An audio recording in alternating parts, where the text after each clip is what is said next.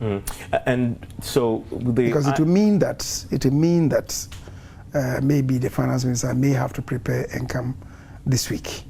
If he's not able to do it tomorrow, Thursday is cabinet. So then it may mean that it may have to be pushed to Friday. But I have to have some consultations with the finance minister. Yeah, the view out there is that this whole deduction program is causing a lot of pain for a lot of people. Without doubt. Yes. Without doubt. You know, and that your party, the NPP, the property-owning party, the party that has celebrated for its business friendliness, the party of John Kufuor, who termed this Ghana, this country, the gateway, you know, is the party that is superintending over this. Some say even if the NDC was doing this, then yeah, I mean maybe you understand because of but not the NPP. That must break your heart to hear. Well, I'm sure many of your friends, bondholders who are affected, pensioners, would have expressed this to you in your constituency. It must break your heart. Well, recognizably, we are in difficult times as a nation. There are several policy options before us. You know, in finance, in economics, no position is sacrosanct.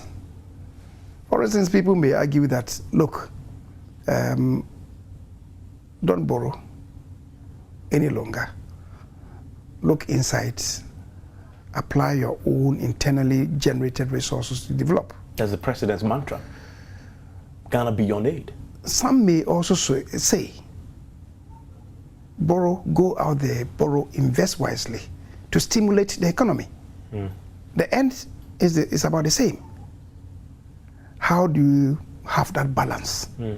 So you see, it is not just simple to say that borrowing is bad, don't borrow. Right? Just as it is not that simple to say that let's just resort to domestic resources only to develop. So the policy options are open to us as a nation. Which ones? There should be a determination. And that determination is often left to the government, the ruling government.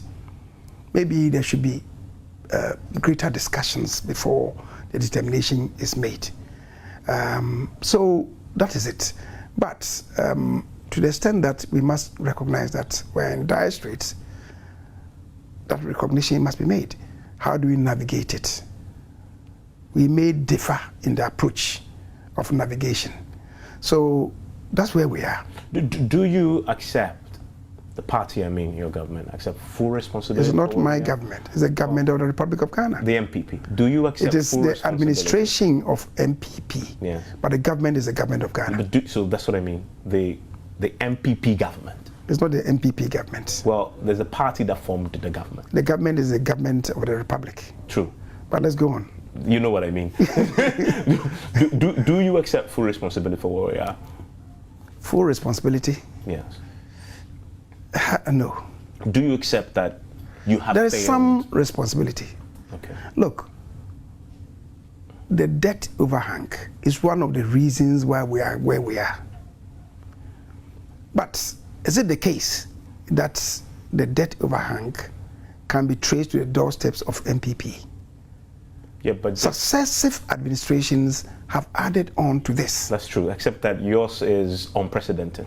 No government before you has ever accumulated this much debt. How much is it?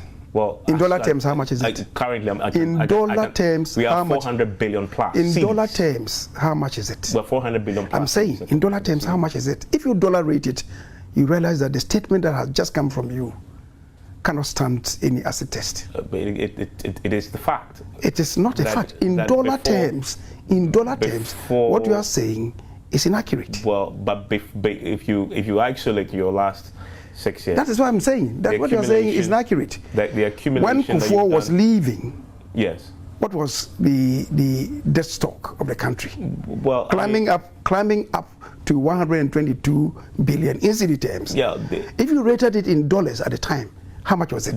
Did you concede that current I'm not saying that the government. Unprecedented nature of the current crisis. I'm saying that something really unprecedented. Unprecedented nature, yes, it's in unprecedented. terms of the management of the economy. Unprecedented. But let's look at the factors that have contributed to this.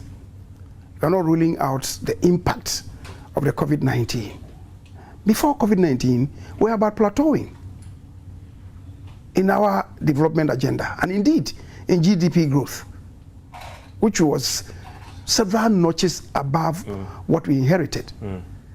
COVID, we crashed, and even the year after COVID, we're about climbing up again, only to be dashed by this imbroglio, Russia, Ukraine, plummeting us down, you know. So these are the unhallowed combination of these two circumstances, unprecedented in the world.